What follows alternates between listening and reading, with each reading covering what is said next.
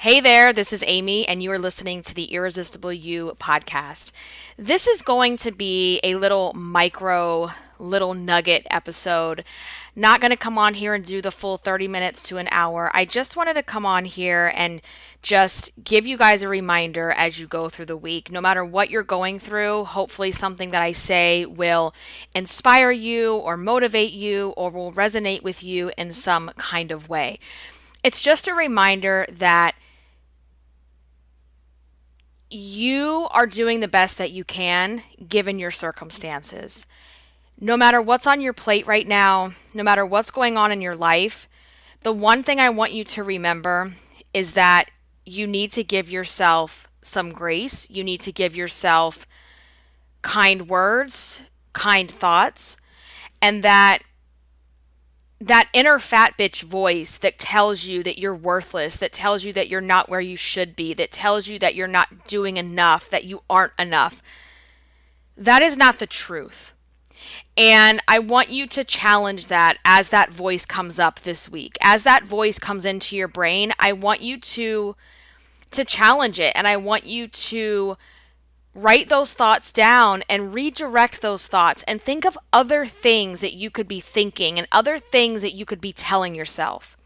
And one of the biggest tools you can use when you're doing this is to ask yourself, is this the truth? Now, logically, we all know that inner fat bitch and what she says, it's not the truth. It's a story, it's a narrative that we've created over time that we think is true. But if you really break it down, it's not the truth. And so as you go through the week, it's just a reminder to take better care of you, to make time that is dedicated for yourself. And sometimes, believe me, I know that's hard, right? When you are responsible for a job, for other people, for animals, for, all of these different things, responsibilities, obligations that we have in our life, it is so hard sometimes to think about yourself and to put yourself first.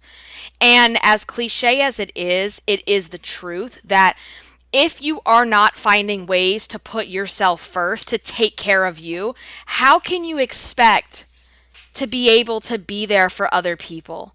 It's going to be really hard to give yourself to others if you're not giving anything to you first. It's just the truth.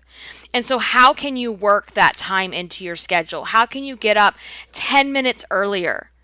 What kind of routines do you have in your life? If you don't have nighttime and morning routines, things are going to be really hard and chaotic. When I wake up in the morning, I want to wake up to a tidy house. I want to come downstairs to make breakfast and not have a mess in the sink and on the counters and on the table. So it's taking that 10 to 15 minutes more at night to make sure that I'm setting myself up for success the next day, that I'm laying out my daughter's clothes the night before, I'm thinking about what I want to wear the night before, that you're just always preparing yourself for the next step. And all of that is part of treating yourself with kindness and respect. How often are you disrespecting you? And you disrespect yourself by not scheduling time for yourself, by not taking good care of yourself, by not, letting yourself feel your best, by binge eating all the foods, by just, there's all of these ways that you disrespect yourself. And that just creates a snowball effect. Then you get the inner fat bitch chatter that goes on inside your head, and it just becomes a vicious cycle. And if you want to break out of these cycles, then you have to start doing the work that it takes to break free from the cycle. Because the cycle has become very comfortable, even though it's very miserable. So ask yourself right now, what is the next best step that I can take?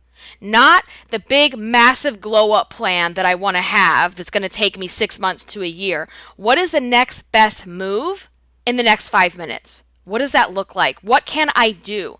How can I meet myself where I am right here, right now, in the moment? Not where I wish I could be 50 pounds from now. What can I do to meet myself where I am today, in this moment? What does that look like? And it's like putting one foot in front of the other.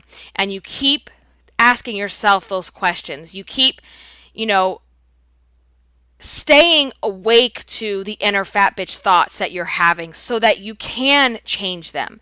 Because our thoughts are not the truth. Our thoughts are not concrete. They are optional. And you can only make it optional when you wake up so that you can start to make a decision about what you want to do and what you want to believe.